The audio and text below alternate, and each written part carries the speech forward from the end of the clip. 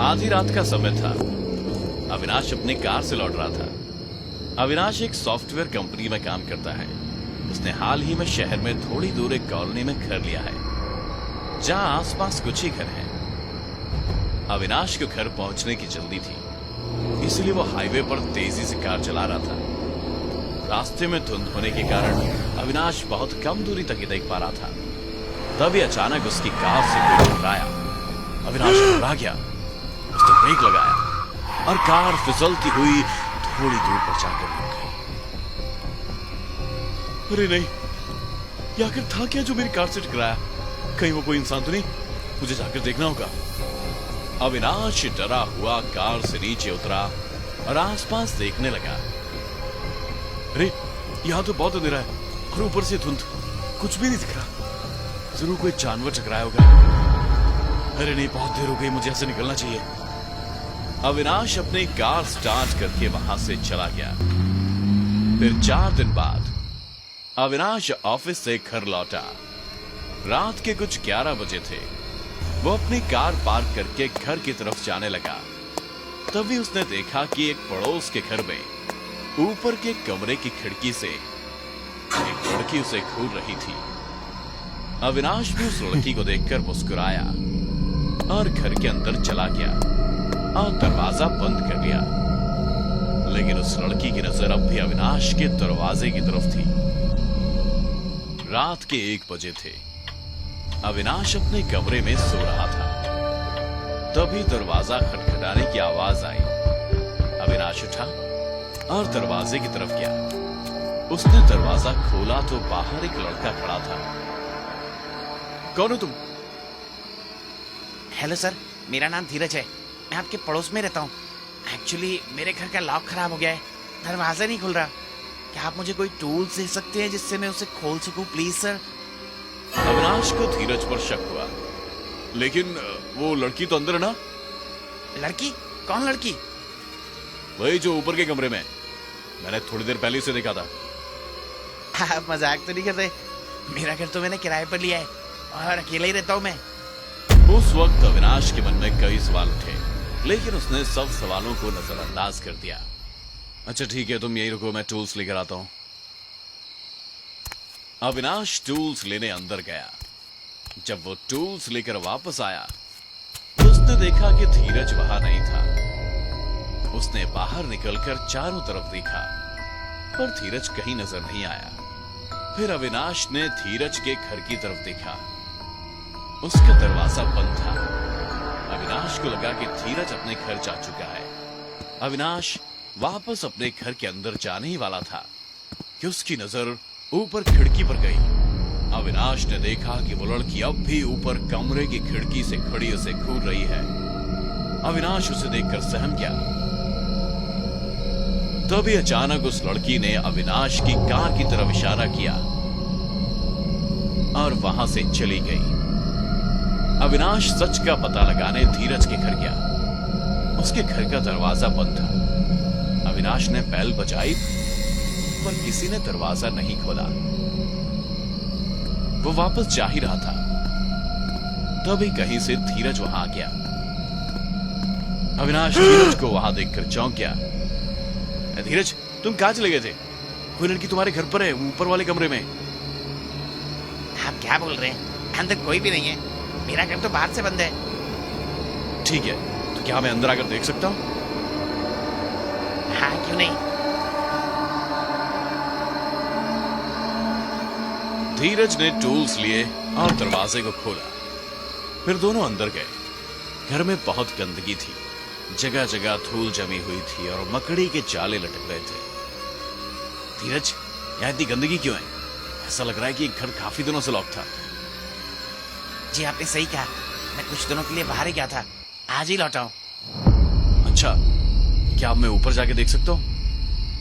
हाँ, आप देख सकते हैं। वहां कोई भी नहीं है।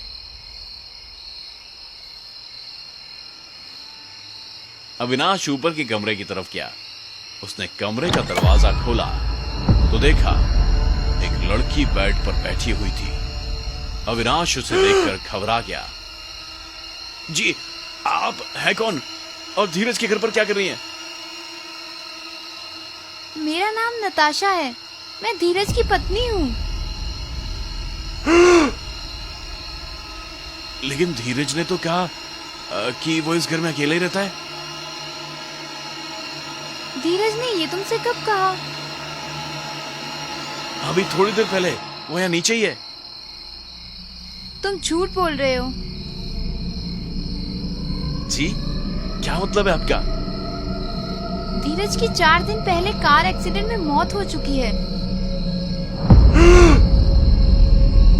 वो अब इस दुनिया में नहीं है। ये सुनकर अविनाश के पैरों तले जमीन खिसक गई।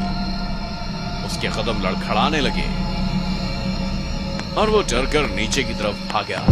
अविनाश जब नीचे पहुंचा तो उसने देखा कि धीरज वहां नहीं है। फिर अचानक हवाएं चलने लगी। सारे खिड़की दरवाजे अपने आप ही एक दूसरे से टकराने लगे और एक भयानक हंसी पूरे घर में गूंज उठी। अविनाश मौका पाकर बाहर की तरफ भागा। वो अपने घर में जाने ही वाला था कि उसका दरवाजा भी बंद हो गया। फिर अविनाश घबराया हुआ एक सुनसान रास्ते पर निकल गया। वो वहां से जा रहा था। वो एक सिद्ध तांत्रिक बाबा की कुटिया थी वहां, जिनकी शक्तियां और तंत्र विद्या के बारे में अविनाश ने बहुत सुना था। वो भागता हुआ तांत्रिक बाबा के पास गया और उन्हें सारी बात बताई। फिक्र मत करो बेटा, तुम्हें कुछ नहीं होगा, मेरे साथ आओ। अविनाश बाबा के साथ वापस धीरज के घर आया।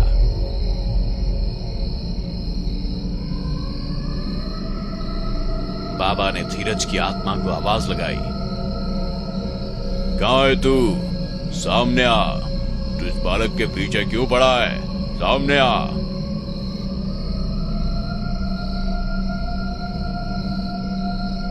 बाबा, यहां ऊपर के कमरे में धीरज की पत्नी है।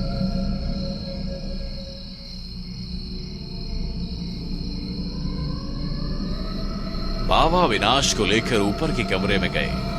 कमरे में जाते ही उन्होंने देखा कि धीरज की पत्नी भी वहां से गायब है। बाबा, वो लड़की थोड़ी देर पहले यहीं थी। मैंने अपनी आंखों से देखा था।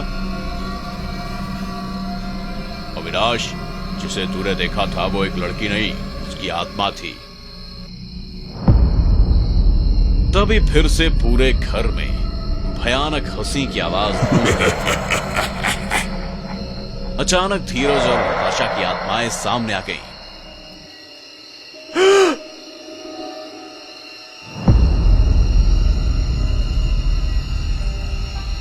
क्यों परेशान कर रहे हो इसे?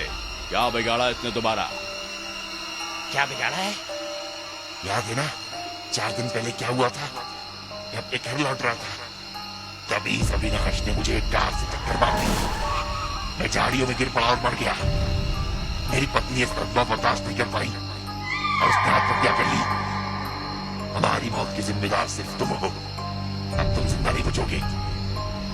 नहीं, मेरा यकीन करो, मैंने जानबूझकर तुम्हें नहीं मारा। ये सब अनजाने में हो गया। बहुत कोहरा था और रात का वक्त था। तुम अचानक से आ गए। हाँ, मैंने कार से उतरकर बहुत ढूंढा, लेकिन धुंध होने के कारण तुम मुझे दिखे नहीं। मैं तो मदद करना ही चाह रहा था। मुझसे गलती हो गई, मुझे माफ कर दो भाई। देखो, जो कुछ भी हुआ अनजाने में हुआ। इसमें अविनाश की कोई गलती नहीं है। छोड़ दो इसे। अविनाश ने बहुत माफी मांगी, लेकिन आत्माओं के सिर पर खून सवार था। तभी धीरज ने अविनाश पर हमला कर दिया। वो अपनी शक्ति से अविनाश का गला दबाने लगा। अविनाश हवा में ऊपर उठने लगा। उसका दम घुट रहा था। ये देख तांत्रिक बाबा ने गंगा जल हाथ में लेकर अभिमंत्रित मंत्र पढ़ना शुरू कर दिए। ओम सिम ओम क्रीम श्रीम चामुंडाय विच्चै। ओम सिम ओम क्रीम क्रीम चामुंडाय विच्चै। बाबा को मंत्र पढ़ता देख नताशा की आत्मा गुस्से में आ गई और बाबा को मारने के लिए आगे बढ़ी। तभी बाबा ने वो पवित्र गंगा जल नताशा पर छिड़क दिया। नताशा तड़पने लगी। ये देख धीरज ने अविनाश को छोड़ दिया। तांत्रिक, तूने ठीक नहीं किया। अभी तो हम जा रहे हैं, लेकिन हम वापस आएंगे, जरूर आएंगे। याद रखना, खून का बदला खून। दोनों आत्माएं वहां से चली गई। बाबा, लेकिन अगर आप नहीं रहे तो ये आत्मा मुझे मार देगी। ये ताबीज पहन लो और परेशान मत हो, इसके रहते वो आत्मा तुम्हें छू भी नहीं सकती। बाबा ने अविनाश को वो ताबीज दिया और वहां से चले गए। अविनाश ने ताबीज पाकर बहुत राहत पाई, मगर उसकी खुशी ज्यादा दिन नहीं टिक पाई। वो कहते हैं ना, सावधानी हटी दुर्घटना घटी। ठीक वैसे ही हुआ। कुछ दिन बाद अविनाश अपनी कार से ऑफिस के लिए निकला। वो बेफिक्र होकर स्पीड में कार ड्राइव कर रहा था। तो अभी अचानक उसे याद आया कि उसने तो वो ताबीज ही नहीं पहना है। अविनाश घबरा गया। तभी उसका ध्यान कार के मिरर पर गया। उसकी कार की पिछली सीट पर धीरज बैठा हुआ था। वो बहुत डर गया। उसने ब्रेक लगाने की कोशिश की, लेकिन ब्रेक नहीं लगा। अविनाश की कार कंट्रोल से बाहर हो गई और सीधा जाकर एक पेड़ से जोर से टकराई। अविनाश की मौत हो गई, वो भी ठीक उसी जगह जहां धीरज की मौत हुई थी।